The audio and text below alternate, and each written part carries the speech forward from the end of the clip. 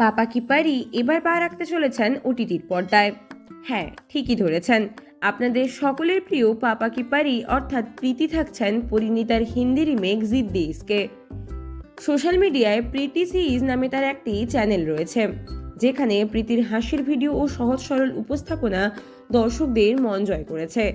হয়ে উঠেছেন এক জনপ্রিয় ইনফ্লুয়েন্সার। এবার সেই জনপ্রিয়তাই তাকে পৌঁছে দিল অভিনয় জগতের দোরগোড়ায়। কিছুদিন আগেই তাকে দেখা গেছিল আমিষ ছবিতে।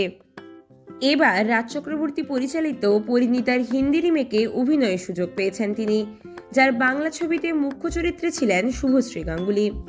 হিন্দি রিমেক জিদ্দি ইশকের পরিচালনায়ও রাজ। সিরিজে প্রীতি অভিনয় করবেন এক ছাত্রীর চরিত্রে। তার চরিত্রের নাম টুসু। পরিণীতাতে যে চরিত্রে অভিনয় করেছিলেন অদ্রিজা রায়।